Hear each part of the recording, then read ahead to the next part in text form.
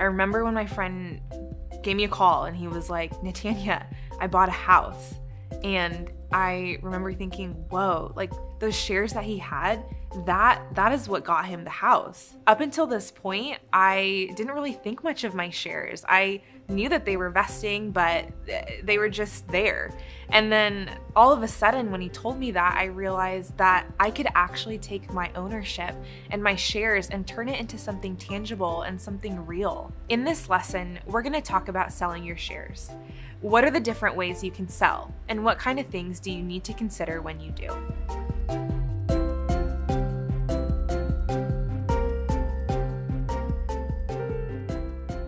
Selling your shares is a really personal decision. It's not just as easy as finding a buyer and selling your shares to them. There are a bunch of different factors you need to consider.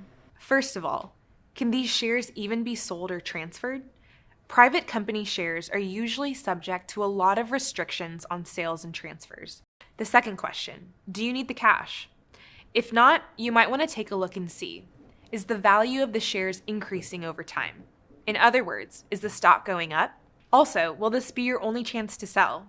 Do you know if you'll have more chances to sell in the future? Or the really big one, what are the tax implications associated with selling? Because remember, selling your shares may implicate capital gains, which means you're likely to have a tax impact. For a lot of employees, a big portion of their net worth is tied up in these shares, so selling is a really important decision, and it's a really personal one too. There are a few different ways that you can actually sell your shares. If you work for a public company, you can usually sell shares right when you vest them. Just sell them in the stock market. Another way of saying this is public shares are pretty liquid. This term liquid means they can easily turn into cash. Private company shares, on the other hand, are not very liquid, so it's a lot harder to sell your shares when you have shares of a private company. Additionally, most private companies strongly restrict sale and transfer of shares outside of specific company-sponsored events.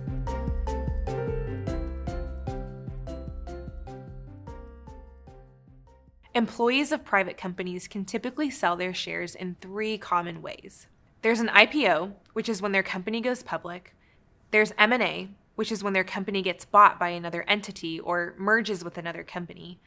Or there's a tender offer, which is when their own company actually buys the shares back from them. IPOs are definitely the most publicized of the 3. They're the stories you read in the news, like Uber went public or Airbnb went public. What an IPO is when a private company offers shares to the public at large. So they list on the stock exchange, and now anybody can buy and sell their stock.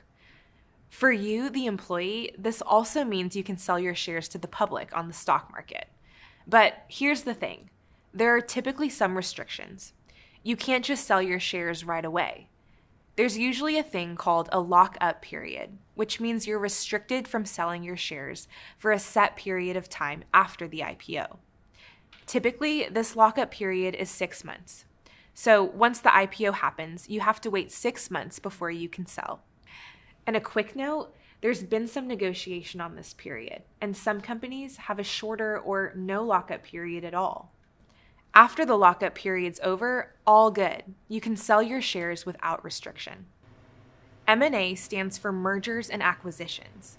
This is another really common way for employees to sell shares. Usually it's when another company comes in and buys out or merges with the company that you work for.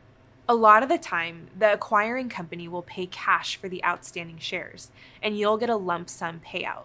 However, it's often the case that employee shareholders of common stock are the very last to get paid out.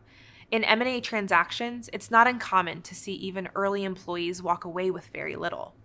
It all depends on the nature of the deal. But then, some acquisitions are actually paid for with the acquiring company's stock, meaning instead of cash, you'll get shares of stock from the acquiring company. So yeah, if your company IPOs or gets acquired, it can potentially be a great thing. But the problem with IPOs and M&As is you usually have to wait a long time before the exit happens. Your company might stay private for 10 years. You see flashy IPOs in the news all the time, but the truth is, these days, private companies are just staying private a lot longer. Airbnb, for example, that was a big IPO.